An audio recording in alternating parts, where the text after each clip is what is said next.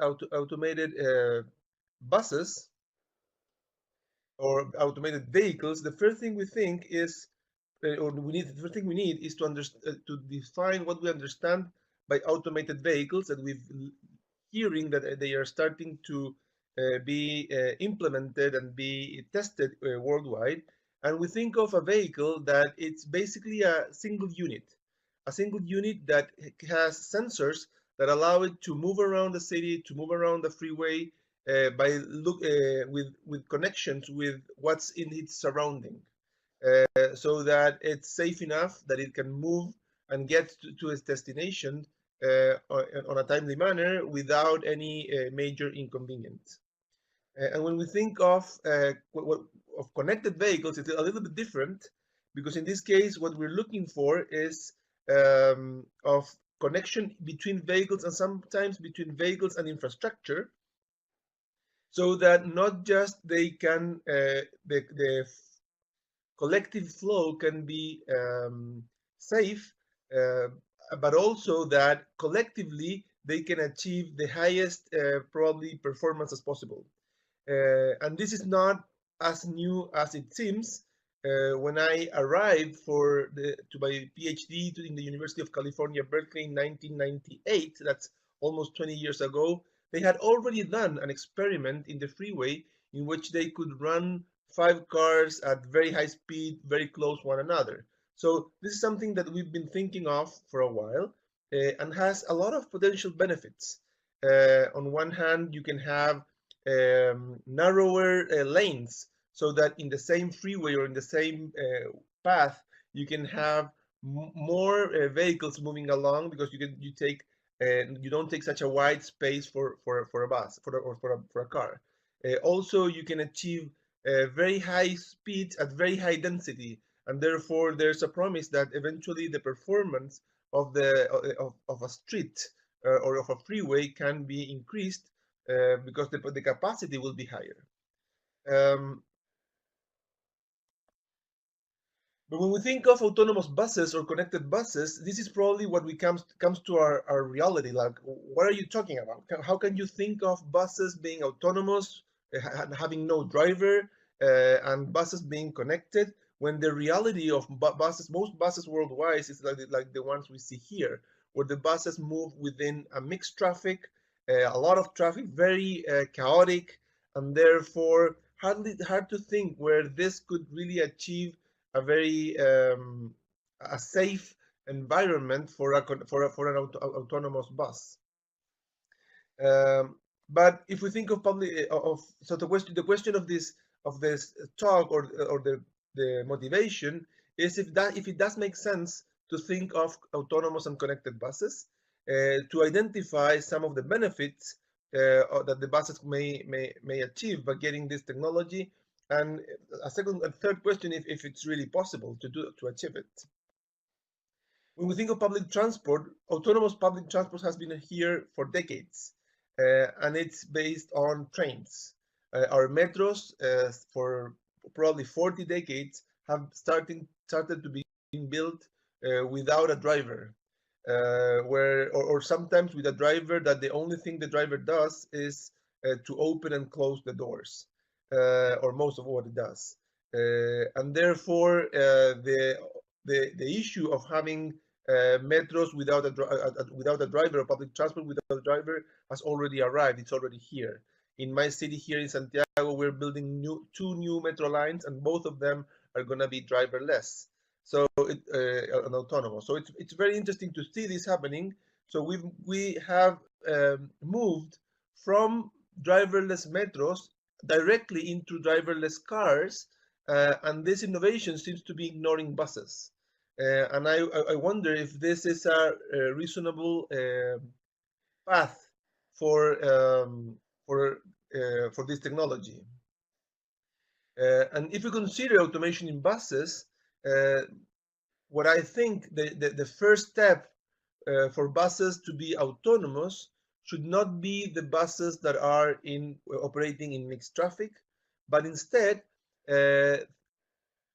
try to identify specific cases. And in this case, I'm going to argue that corridors can be the opportunity for autonomous buses to operate on the first place, because driverless metro seems feasible because of rails and also because of a fully segregated ways.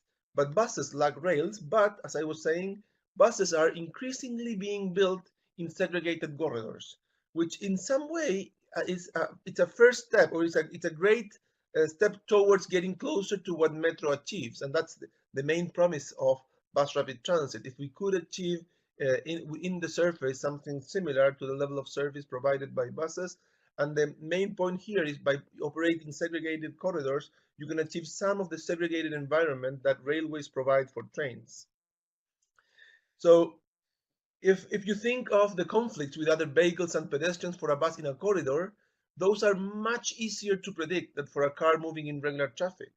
The bus that is moving in a corridor, we can predict under which circumstances, in which places, what type of circumstances you will have a conflict with a pedestrian, with a car, with another bus. And therefore, I think that in autonomous buses it's much easier to provide some sort of driverless technology than in the case of a car moving along a city. So it's clear to me that automatizing buses should start with buses operating in corridors.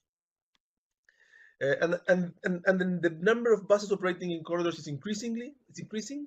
According to our database, brtdata.org, which, by the way, it's one of our main outputs of our Center of Excellence, which provides great information of bus rapid transit infrastructure, technologies, buses, demand, speed worldwide. There are 452 BRT corridors in 205 cities, serving more than 34 million passengers per day, and this is increasing.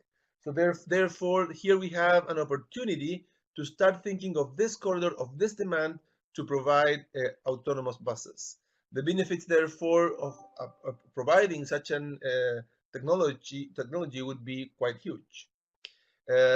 And in some way, I think that in this case, the technology of coordinating buses or controlling buses can become in some way the rails for these buses, and even much more than that. Some of the potential benefits of automated and controlled operation for buses, and I'm going to list some of them, I think are quite relevant and should be considered. First of all, one that is increasingly being, or quite often being, highlighted as a big issue of BRT is how smooth the bus docking at the station is. We have tried several types of technologies, sometimes magnetic technologies, optical, mechanical guidance, and I think that by having sensors on the buses and having a driverless operation, an automated operation, you can achieve a very good and high quality docking at the station, where the bus could dock only a couple of inches away from the station. In terms of safety, of course, every time a bus corridor is reorganized, restructured from mixed traffic into a segregated corridor, we have shown that we have seen that the safety standard of the corridor increases very significantly. I think that this safety achievement of BRT can be further improved if we provide driverless operation for buses, because of course the reaction of the bus governed by these sensors could be much faster and can be predicting conflicts that a driver maybe would never perceive. Another issue is the coordination with traffic signals, and I think that it's also interesting as an opportunity. This is already happening in some places, but I think that by providing this kind of technology in the bus, this communication between traffic signals and buses, especially if it's coordinated along the whole route and not just a single conversation between a bus and a traffic signal, can improve performance also quite significantly. Another one is eco-driving, in which the bus could have much lower fuel consumption and lower emissions by choosing the speed at which the bus will be moving between one station and the other, by choosing how to accelerate, at what rate to decelerate, so that the emissions and fuel is as low as possible. And the two last one I would like to highlight are more operational. One very relevant is the issue of schedules. In many systems in the especially in the developed world, we have bus services with schedules in which buses are commit to pass through certain stations at certain moments. And this is, I think, is more achievable if the frequency of the buses is low. So if you have, let's say, 4 buses per hour, which in my opinion is a quite low frequency, then it's very relevant to provide some sort of schedule in which you can not only communicate to your users at what time the bus will pass, but at the same time to provide some smooth transfers, so that especially for these low frequency systems, the passengers can transfer to a station without having to wait for the full interval for the next bus to come, for the next transferring bus to come.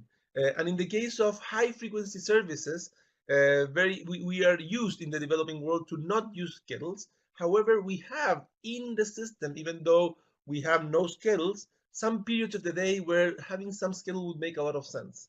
For instance, sometimes in weekends, sometimes in low density zones and low frequency areas during the night. And I think that having this autonomous, this controlled system governing the buses could allow you to provide much confidently the possibility of provide schedules and allowing fast transfers. And the last one, which is going to be the main core of my talk, is the issue of headway regularity. And I will argue here that this headway regularity is not just an extra item, but it's something that the industry has misplaced and has forgotten and has not realized how relevant headway regularity is in the future of the industry. If the buses are not regular, then it's very, very difficult that we can achieve something similar to metro, and the buses will always be considered a second chance alternative compared with other transportation modes as metro or cars.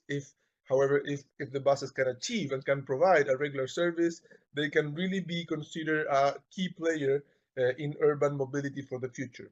So the goal of my talk is going to be into discussing how can we achieve headway regularity, how relevant it is, and at the same time, on the back of our mind, I would like you to consider that how, by having this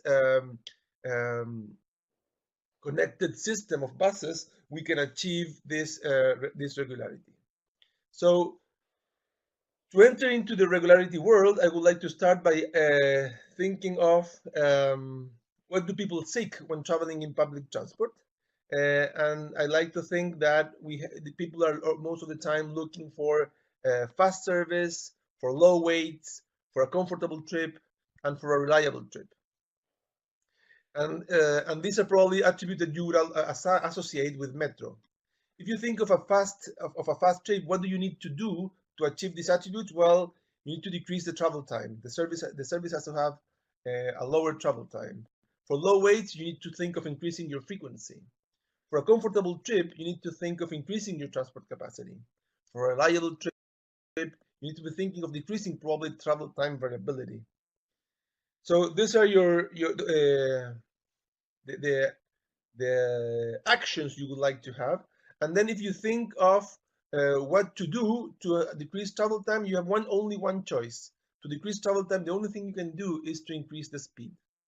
If you think of increasing the frequency, however, you have two alternatives.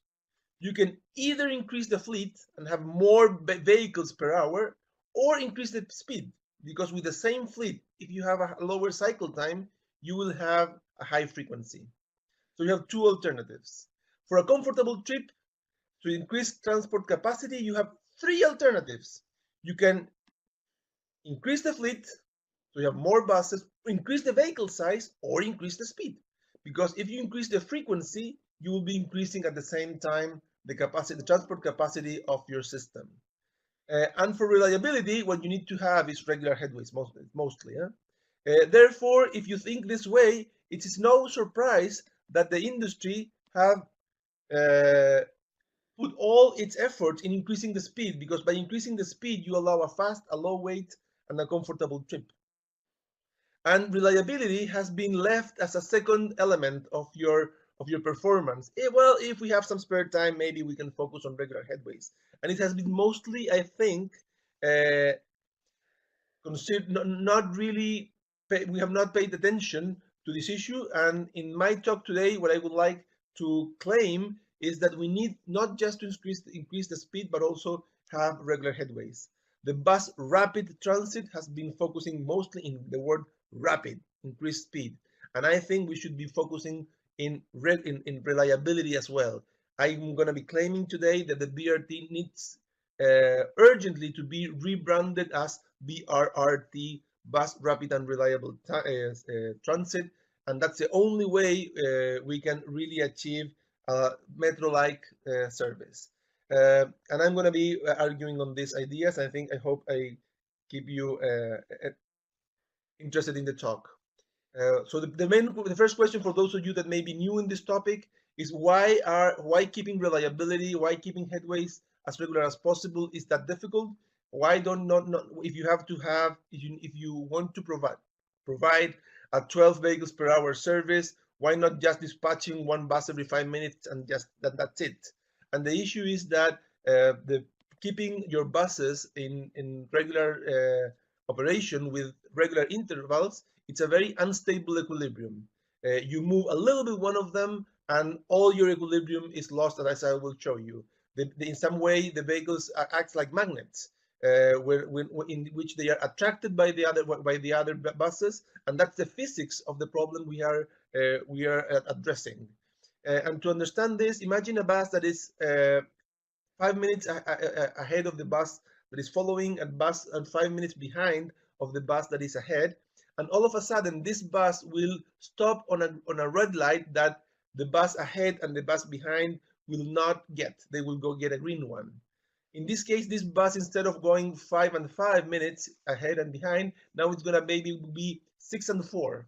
From now on, this bus, every time it arrives to a stop, will have more people waiting for the bus, and therefore it will be more loaded than usual. It will take longer to board, longer to alight, and the headway will start getting higher and higher. And of course, every time the bus will arrive to a new bus stop, the number of people that will be waiting for the bus will be higher again and again and again. On the bus that is behind, it's kind of the opposite effect, because it's only 4 minutes at the beginning. Well, when the bus arrives to the stop, there's fewer passengers than usual at the stop, and it will take lower and lower amount of time to board and alight, and therefore very fast the two buses will be together, like the magnets here I'm showing.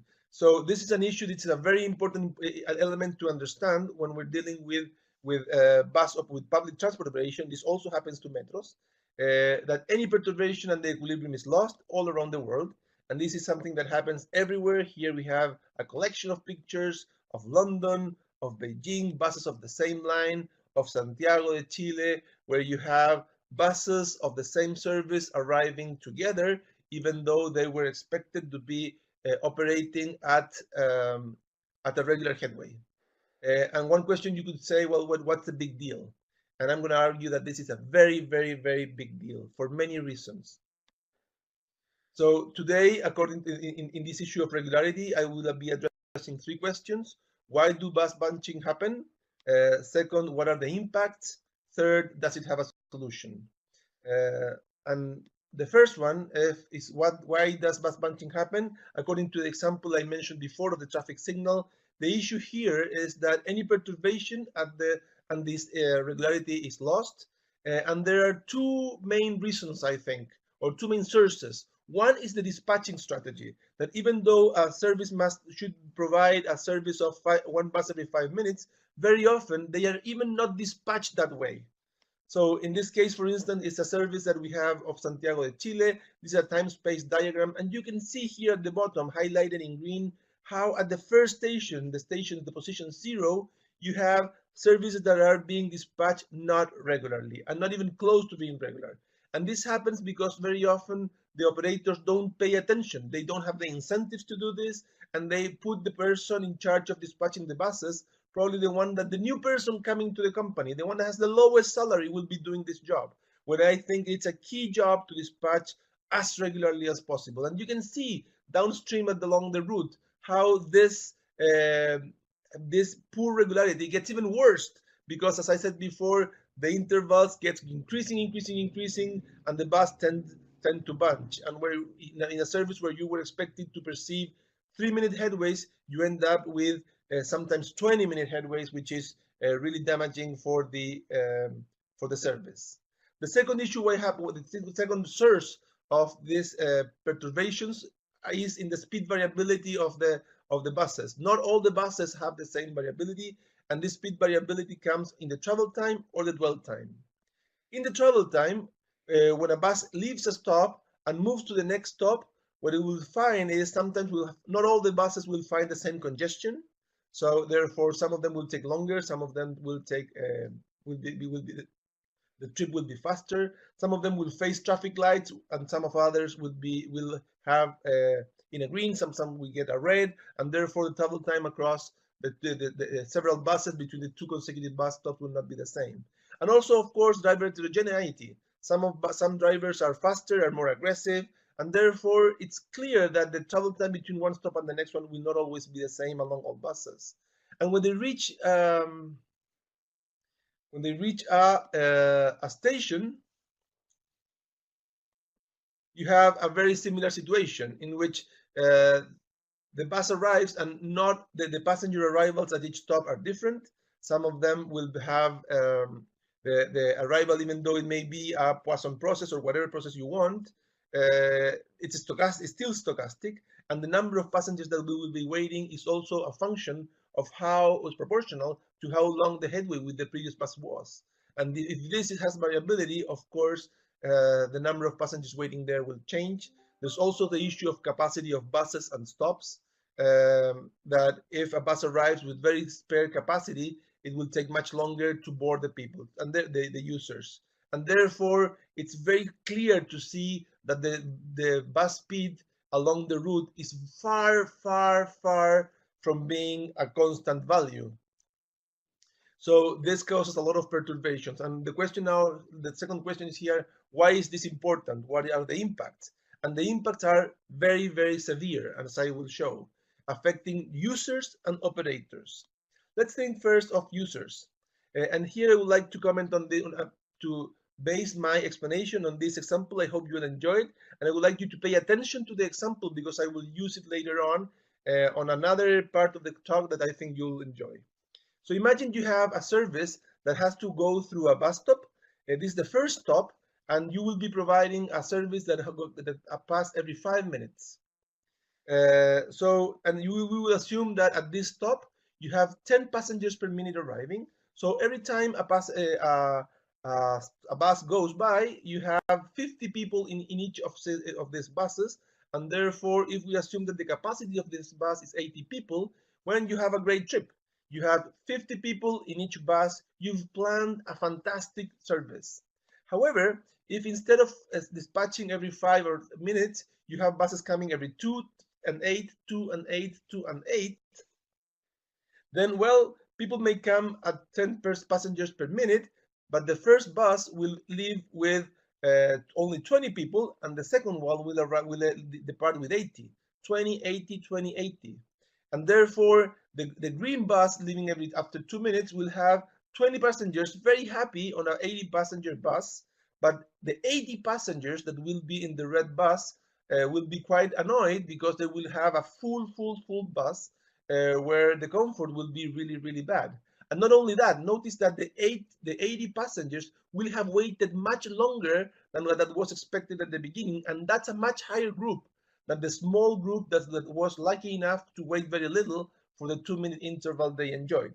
So here we have an issue of Lots of passengers waiting more than expected for a very crowded bus. And another element that you should be considering here is that the variability. I mean, when you get to the above system, you know exactly what to achieve. You will wait at most 5 minutes. However, if you come to the system below, you will know that eventually you can wait up to 8 minutes. And therefore, if you want to reach a certain appointment at a certain given time, you need to leave home much earlier just because of headway variability. And this is a waiting time that you will not suffer at your origin, you will be suffering at your destination because you have to arrive earlier just in case. So what are the impacts? Waiting times grow, as I was saying, and notice that the minutes of waiting are times that people are really don't like as much as traveling inside the vehicle. People will perceive them as 2 or 3 times worse than an in-vehicle time. And second, the variability grows. Third, the crowdedness grow because longer waiting times are correlated with high occupancy, as you can see from the example. And it's important to realize that users tend to remember the worst experiences. So if they have a bad experience in the week, at the end of the week, they may say, oh, I'm not sure I want to experience this again. And also there's operational impacts because now the dwell times are higher because there's going to be much more friction on people trying to board full buses, and this is something that happens worldwide. Board times and alighting grow, the operational speed drops, and the capacity drops. And because the cycle times variability will grow, now the operators will need more fleet and more drivers just due to variable cycle times. Because if you're at the terminal, you never know when the next bus is going to come, so that allowing you to dispatch your buses as smoothly as you would like. So this is an issue that is very relevant for the users and also for the operators.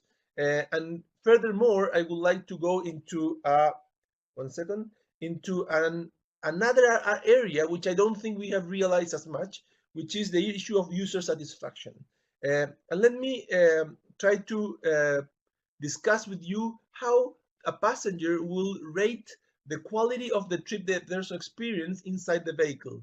It certainly should be worst when the occupancy inside the vehicle increases. So we should expect that this is something we have seen in the research we've done, that the user satisfaction decreases non-linearly as expected when the occupancy grow. I mean, if the bus is 10% full or 20% full or 30% full, you basically don't mind. But when you're moving between 85, 90, 95% full, every extra point, it's really damaging into your user experience. So let's think of our system, the system I showed you before, where we have to provide a service at a stop where passengers arrive at 10 passengers per minute, and we're planning a 5-minute interval as the example.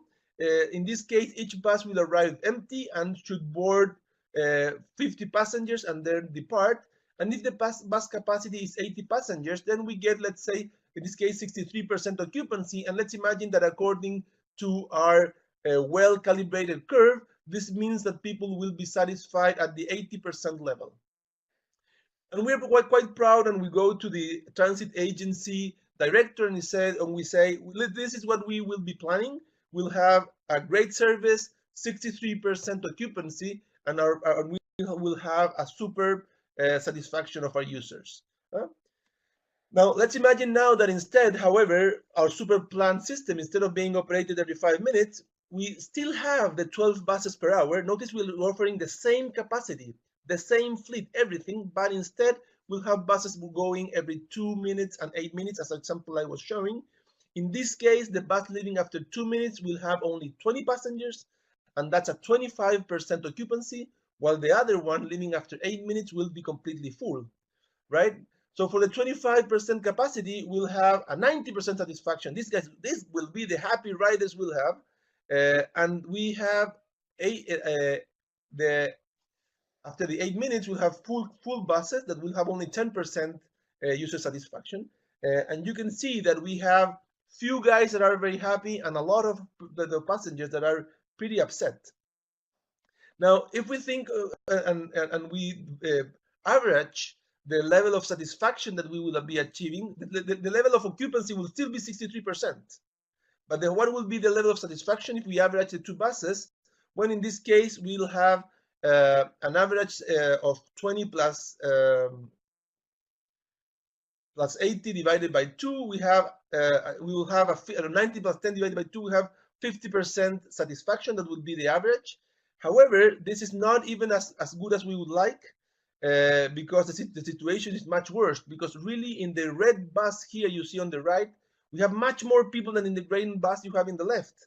And therefore, if we instead of averaging buses, we average people, then what we have is that the average occupancy perceived in this case by users will really be 85%, not 63%. And the satisfaction level will be only, in our example, 26%. So notice what has happened here. We went to the public transport agency and said, we are designing a service with a certain number of buses. We will be achieving a 63% occupancy. We will have 80% satisfaction, and you got your project approved. But all of a sudden, just because of high freeway regularity, bus regularity, now what we have is that we have only a 26% satisfaction, and we wonder why. And it's just regularity. So the issue here, the main concept I would like to pass is that how can we achieve these attributes is to be fast, to be low weights, comfortable, and reliable. The main element here is to increase speed, but also regular headways. And I think BRT should be rebranded as bus reliable transit. I mean, reliability is much important than speed, in my opinion. Because if you have reliability, at the same time, you'll have low weights. Because the headways will be the same. It will be more comfortable, as the example showed, because all your buses will be evenly packed, and it will be reliable. And also we will be faster, because you will otherwise, with unreliable service, you have your buses usually traveling at the slowest bus. So this is a very, very relevant element for BRT. I think bus rapid transit should be rebranded as BRT, or at least as bus reliable transit. So finally, does it have a solution? And I will argue that yes, of course, we have a solution. And the solution is, I can think of many ideas. One is dedicated infrastructure, transit signal priority, so that you can coordinate and reallocate your buses along the route with traffic signal, giving them the opportunity to go over congestion. And very important, and this is the last part of the talk, real-time control at dispatching and along the route. And we have very nice examples here.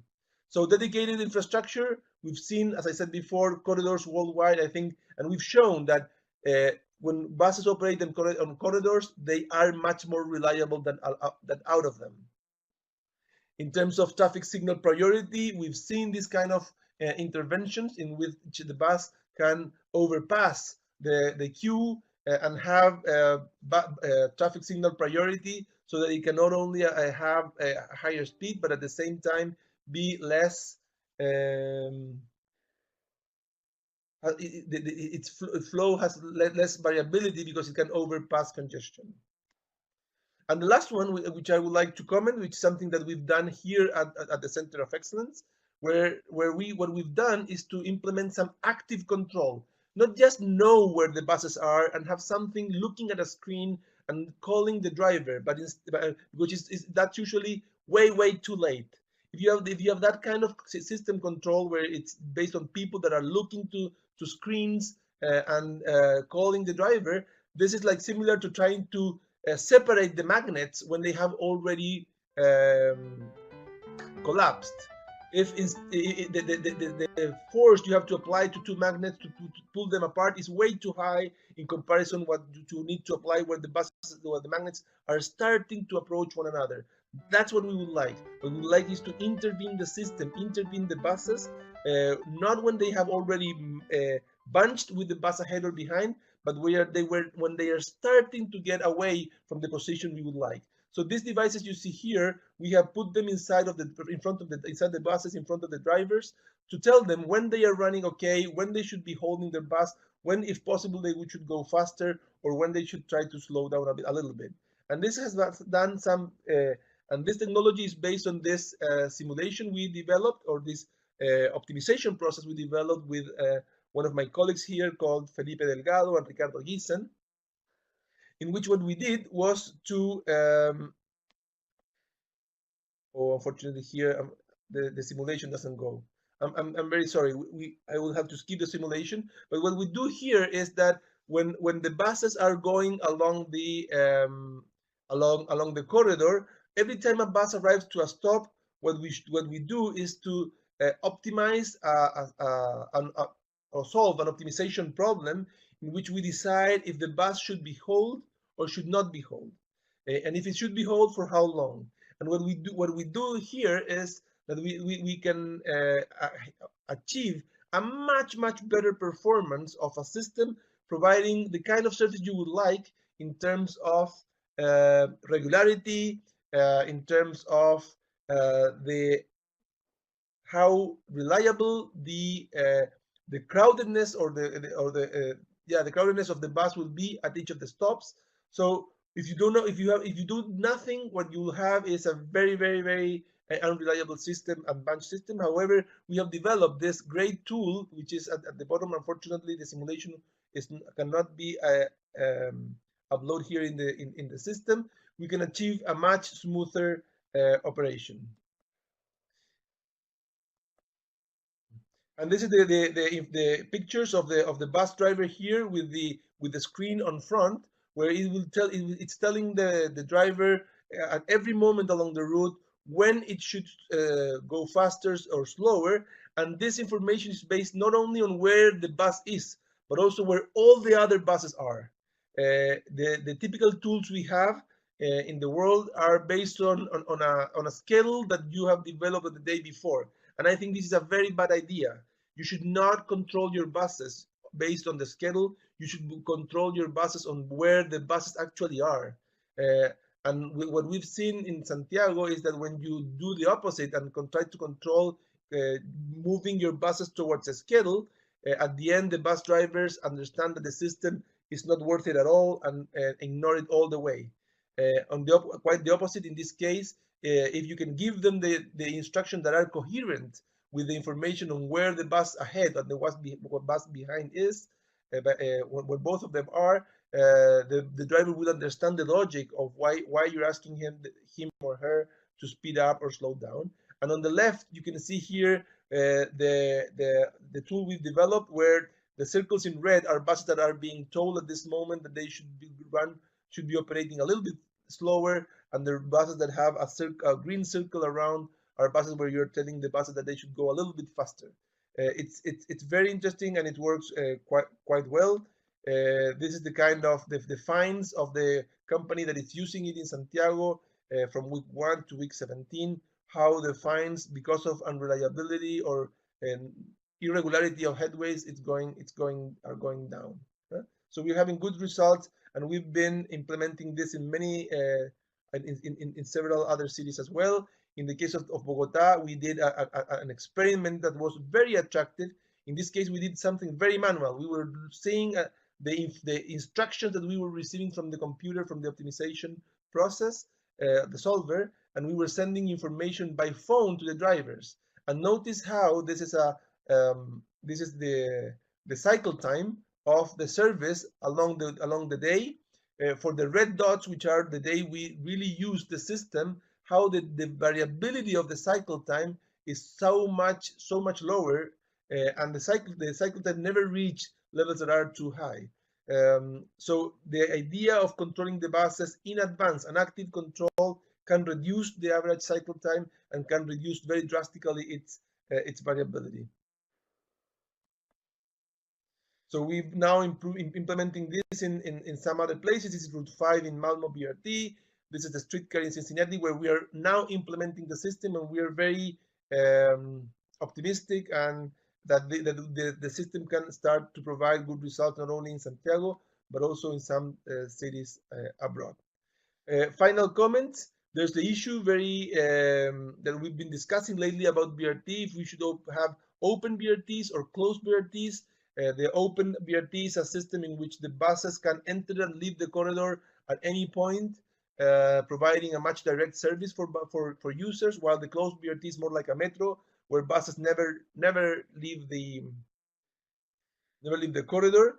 And I think that here there's an opportunity also for the open BRT to have maybe the driver but let the driver drive the bus only when the bus is not in the corridor. So it would be interesting to have maybe as a first step towards automation of buses, where you can achieve this kind of regularity, is to have services in which the bus driver is there and he can get or she can take care of everything except driving in the corridor, because driving in the corridor will be taken by the master system that is taking into account not just the bus but also the rest of the buses of the system. So that would be in this case the suggestion. And finally, realize that in the case of bus reliability, the drivers are really a critical link. We've shown in a paper that it takes very few drivers not obeying the instructions systematically, like boycotting, or eventually because they have a bus that is not equipped, to severely damage the benefits of automated and coordinated control. So if you are coordinating a system in which you think all your buses are equipped and will be obeying your instructions, however, one or two of them are not, that will really damage your system. So drivers are here a critical link for regularity, and in the path towards automatizing the buses, I think instead of ignoring the buses, what I try to claim here is that the buses are a great opportunity to improve the quality of service of millions of people, and to get and to raise the performance and the promise of a full industry, which I think is in some way lagging very behind of other transportation modes. Buses are very often considered very second-tier technology, or kind of a service of the past, while I think that with this kind of technology, they can really be a key element of the urban mobility of the future. So thank you very much. Thank you, Juan Carlos, for this great presentation. As you said, we have time for some questions or discussion. You can write them in the chat in the right side of the screen. Rafael Olarte is writing.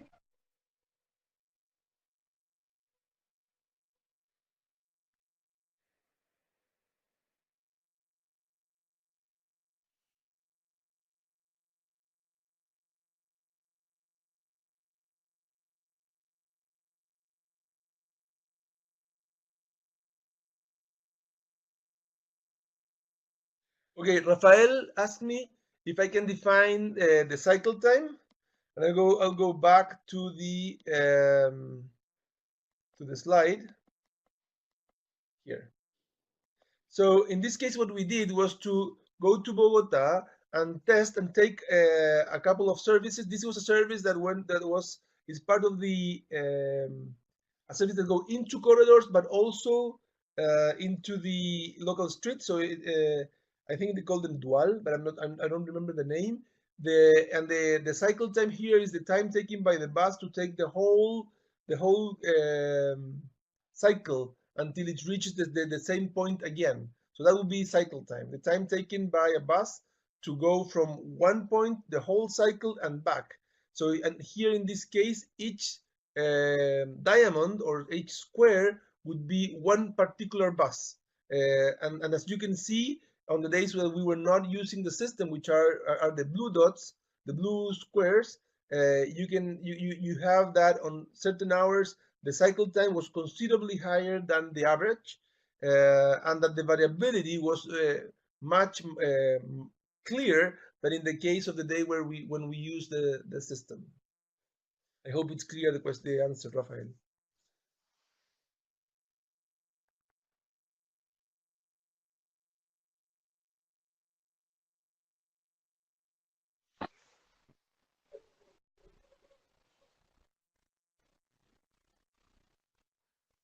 Happy to take any other questions you may have.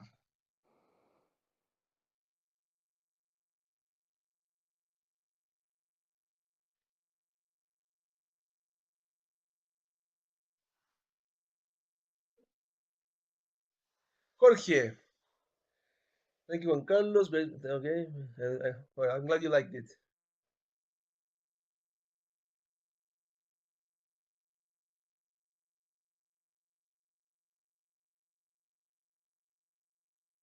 Well, Jorge is asking me, what about open BRT systems in which buses have to go into mixed traffic, not only in the corridor?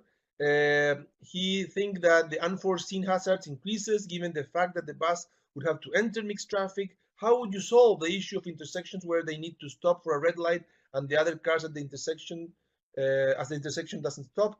And what I tried to explain, but maybe I wasn't very clear, is that I totally agree with you.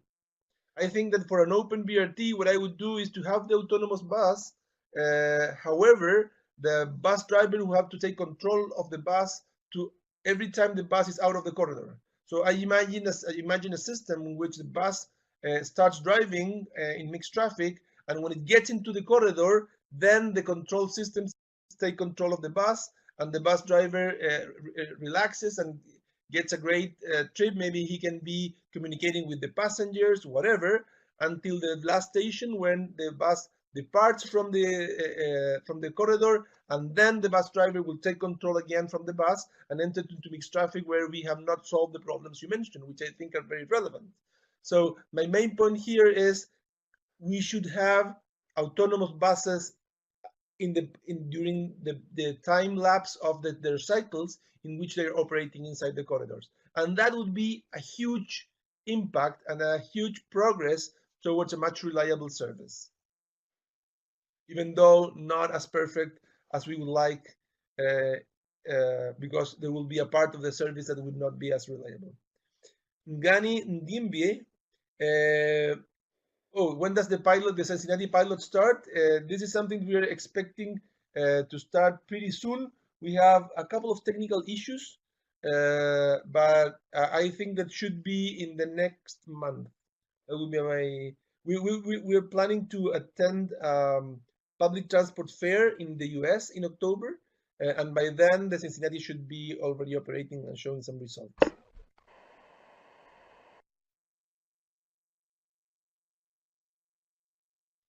Sometimes implementing these technologies is not as fast as we would like.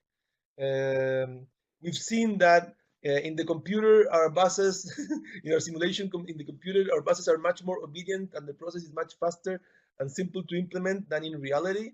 In reality, you have to deal with drivers, you have to deal with companies, with bureaucracy.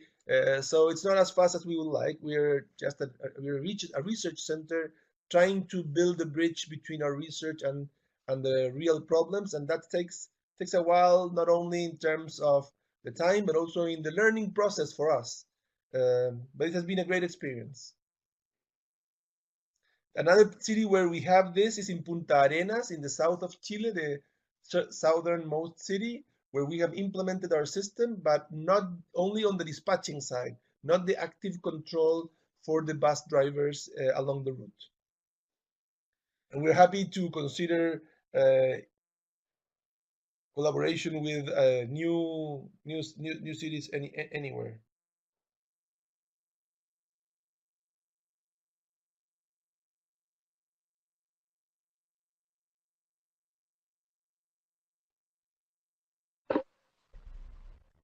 We have time for one more question.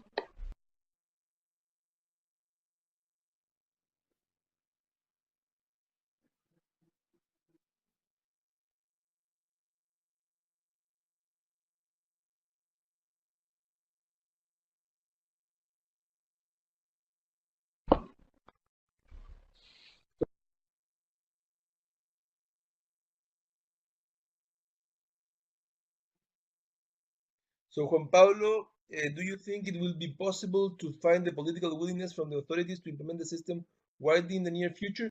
I think that these kind of technologies need to find, need to show their impact, need to show the quality of service, need to receive the high user satisfaction reports, and then the authorities will realize that they are something they should demand. It's a new technology. Few systems in the world have some things like this, very few. But I think, yeah, I think that in the near future, this is something that will be happening, and it should. What I think is that at some point, the bus companies will realize that they should not be selling buses; they should be selling solutions. I mean, the same bus can be the symbol of a failed system or of a successful system, depending on everything else the infrastructure, the technology. So for the bus companies, I think they should realize that they need to pay, if they want their products to be symbols of success, symbols of products that are desirable by the cities, they need to take care of much more than just an equipment that rolls in a pavement. And therefore, I can imagine that this technology could be, as buses now have a lot of little devices that were not there 20 years ago. I foresee that in 20 more years, this will be part of the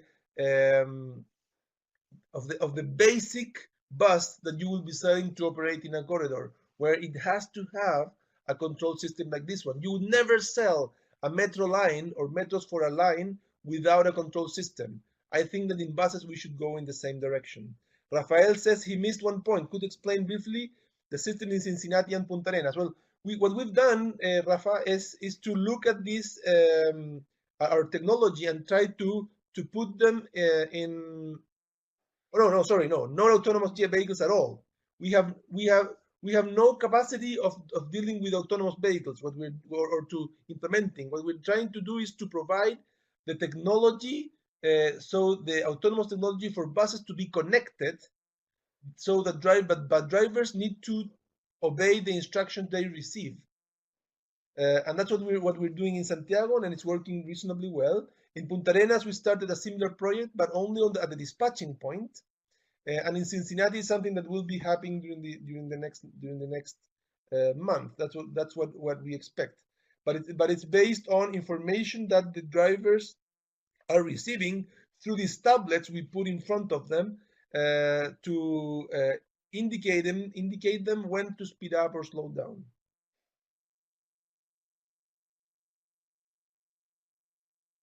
All right.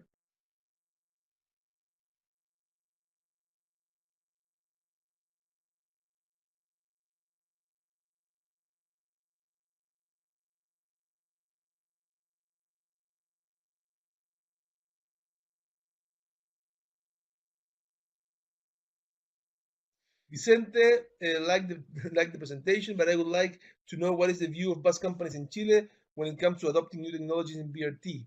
Are they positive about this? Are they willing to invest in innovation? I think here there's two. You can. I would expect bus companies to have two stimuli.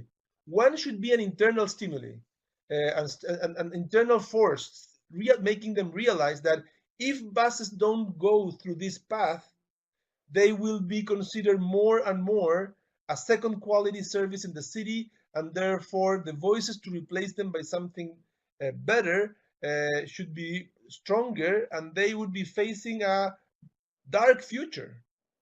And second, I think since I think that the buses play a very, very relevant role in the urban mobility, in urban mobility, I think authorities will still expect to have high quality buses. So I think that the part of the force pushing buses to take this should also come from authorities, forcing them to show high level of reliability through indicators that affect the revenues they will be receiving. So if you don't have a high quality, high reliability, then you will not receiving the amount of money you would receive if you had a reliable service. And that's it. I think it's part of what authorities should be doing to incorporate this performance indicator associated to heavy regularity into their revenue function.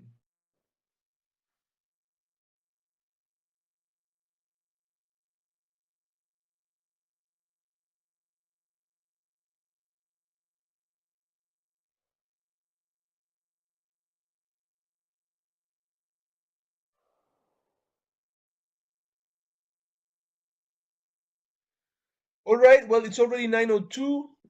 Some of the participants have left already. I would like to thank you all for listening to my talk. It was a great conversation.